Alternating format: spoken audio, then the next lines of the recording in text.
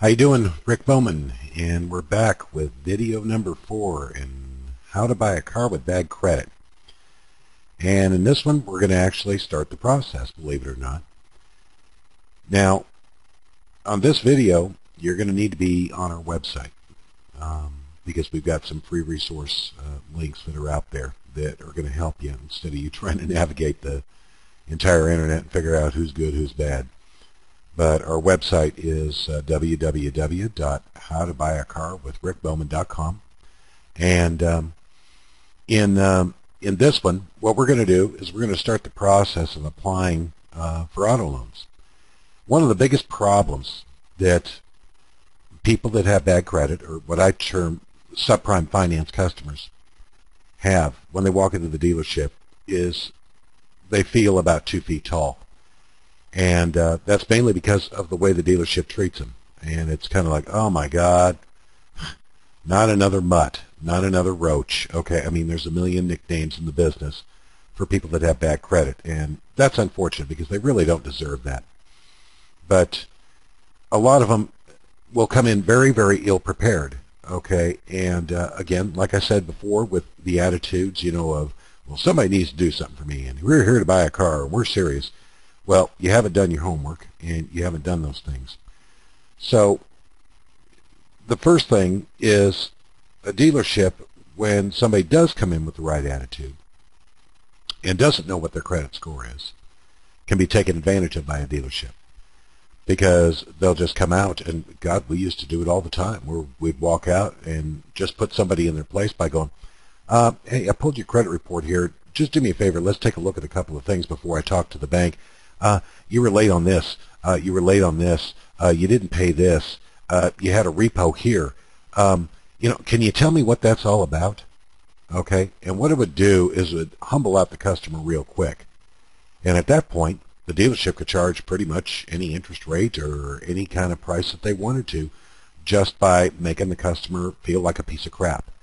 So what we're going to do is we're going to eliminate that. We're going to put you on a level playing field.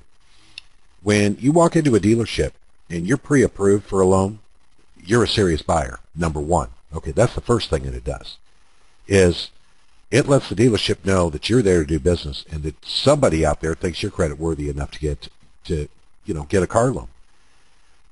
The second thing it does is that when you get a pre-approval like that, the dealership, dealerships are goofy. Okay, they think weird. They're control freaks. Okay, they've got to control everything about the sales process, and that's kind of what I'm going to teach you in the next few videos, is for how you can go ahead and take control of that situation.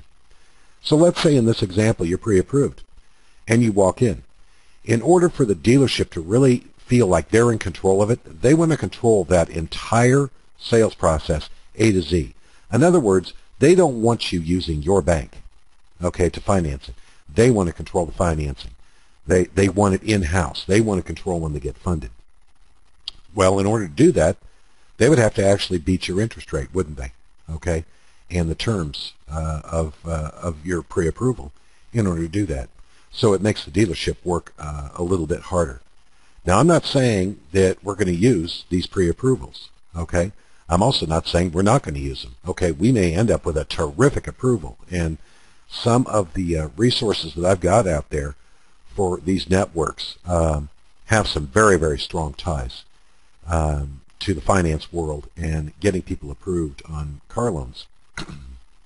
Now, the first thing I want to say is and you cannot lie. My God, you cannot lie on these applications. You will be caught. Okay, so just be honest. Okay, you may even get a phone interview, from some of them before they approve it. And here's what the banks are really looking for. They're looking for honesty. Honest people pay their bills. They realize that people, have tough times and that things happen, and they're okay with that. But what they really want to know, are you going to pay? Are you stable? How long have you been on your job? Do you have friends in the area? Okay, so let's start with a couple of things that you're going to need. Number one, these are things that you're going to have in hand, okay, in the event that the bank calls you. So you might as well get them together now. First of all, you're going to have a recent paycheck stub. If you're married or if you have a significant other, you're going to need that one if they're going on the car loan with you. The second thing you're going to need is proof of residence. Now, proof of residence can be a number of things. Usually what the bank likes is a telephone bill, a utility bill, something that's official that comes in the mail, okay, that shows your address on it, okay? It doesn't matter whether you rent or own, okay? Somewhere along the line you've got a cable bill or a water bill or a phone bill or something that shows your address. The third thing that they're going to like is 5 references, okay? And when I say references, it could be friends or family, it doesn't matter, but they're going to need names, addresses, and phone numbers of 5 people that you know and that you have known for a while, okay? Those things all need to be there with you, okay? When you're putting down your income, and this is something that's really important, and I'm probably going to split this up into 2 videos.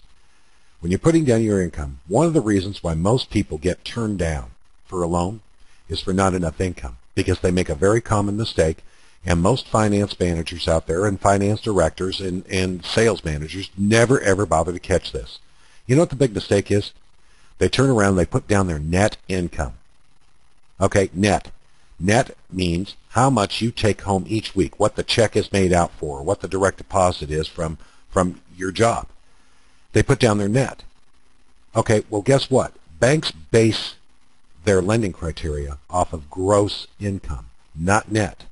So let's say that you make $10 an hour at $40 or 40 hours a week, okay, which would be $400, which would be almost $2,000 a month. Now here's how I'm arriving at that. If you're getting paid weekly, your income is your dollar per hour times 40, which would be for a full week, times 4.3 if you're paid weekly.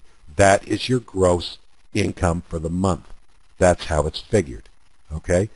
So you need to make sure that A, you're putting down your gross. So if you're making $10 an hour times 40 times 4.3 would be a little less than $2,000. So I want to say it comes out to be $1,966 a month.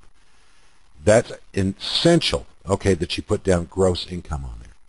If you've lived at your residence for 6 months, that's a good thing. Put down 6 months. What they're looking for is a track record. You need to have the address of the place that you lived previous to that. Here's what most banks are looking for. They're looking for 12 months on the job. Okay? Sometimes some banks you can get away with 6 months on the job. It doesn't really matter if your employment is what they call like employment, meaning that you were a waitress at this place and now you're a waitress at another place. When you're putting down, if you are, say, like on tip income, you need to put that down under other income, okay, and call it tips, all right, because they're going to average it, okay, and most of them have what they call a tip chart, okay, so they can figure out what the average tip thing is.